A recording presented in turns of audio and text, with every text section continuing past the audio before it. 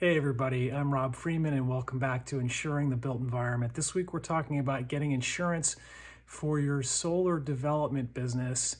If you are a specific type of company that I refer to as a briefcase solar developer. And a briefcase solar developer is something that not a lot of insurance companies and underwriters are really familiar with. That's because they fall in between these kind of easily envisioned types of businesses. Like on the one hand, you might have like a consulting business where they're just providing like a written deliverable for their client. Maybe it's they're being hired to do an analysis, like a feasibility study for a client that's thinking about going solar, but they don't know whether it's going to pay off, like what the incentives are, what the options are, how much it's going to cost, all that kind of stuff. And they just this consultant produces a deliverable. And then on the other end of the spectrum, you have something like an EPC, an engineering, procurement, and construction company. And what they're going to be doing is they're going to be doing the actual construction of the system. They're going to be ordering all the equipment, installing everything, managing a general contractor or being the general contractor themselves, installing everything soup to nuts. And they might even be doing it from the beginning. They might be doing it from the conceptual phase all the way through the development. They might even be the owner going forward, and they would just own and operate that system. But in the middle, you have this briefcase solar developer, which kind of fits right there in the middle. And what they're doing is they're preparing everything. They're identifying project opportunities. They're signing leases. They're getting zoning approvals. They're going to local municipality meetings. They're talking with potential off-takers. They're signing PPAs, preparing the offtake agreements. They're doing all the financial modeling and everything else. And then they're going to bring it just to the point of pre-construction, where the project is essentially what they call shovel ready. And then they're going to sell all of the membership interests in that project to a developer that's actually going to build the physical project. So the briefcase solar developer is only developing all this stuff on paper, and then they're going to sell the project to a company that's actually going to put the shovels in the dirt, drive the piles, and put the system together, whether it's in a large ground mount system or a solar carport system or a large rooftop system. And they're going to just step away, they're going to get their check, and then they're going to move on to the next project.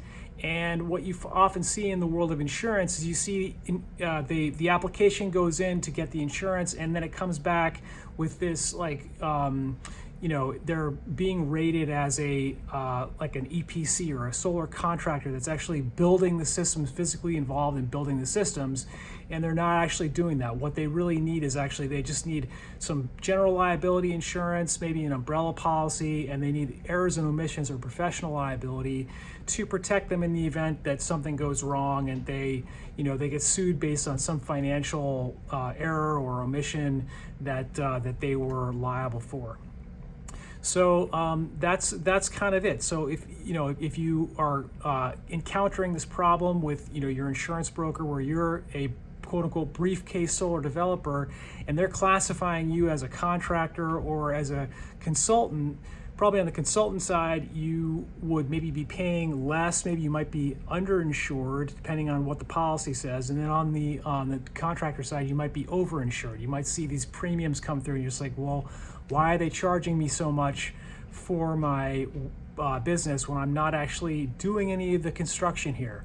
And so you need to just make sure that your broker understands that exactly what you do. And when you fill out your application, make sure that you indicate, because these applications are they're boilerplate applications. They're not customized for your business. So you have to understand that some of these questions are not going to apply to you. So you have to be very clear what it is that you do when you're describing what it is that your business is doing. So if they're asking you, do you do installations of solar equipment? Do you are you up on roofs? Is there a height issue that or how high up are you when you're doing your installation work? Do you use subcontractors to do the installation work? All these types of things. And you have to be very clear to explain that. one other thing to think about is when you look at your website. So the insurance company, when they do an evaluation of your business for insurance, when they underwrite it, they're going to go to the website on the application and read what you are saying you're doing. And so if you say on your website you are a developer and you're providing, full-scale development, even though you're only really quote-unquote this briefcase solar developer, you could run into trouble where the insurance company declines to underwrite you because you're out of appetite, or they just misclassify you as a full-service EPC that has the construction and physical exposure that a normal solar contractor would. So that's sort of it in a nutshell. Just keep an eye out on make sure your broker understands exactly what's going on with respect to what you do. Take a look at the application, make sure that any questions that don't apply to you, that you put, not applicable, or you provide a description, even better, provide a description about why it's not applicable. And also make sure that your website properly conveys what it is that you do, because more and more the insurance underwriters just simply, they see the name of the company, they Google it, and they look, and they're like, oh, this is what this company does, and that's how they make their decision about whether you fit within their appetite or not, and or how they're going to underwrite the risk. So just think about that.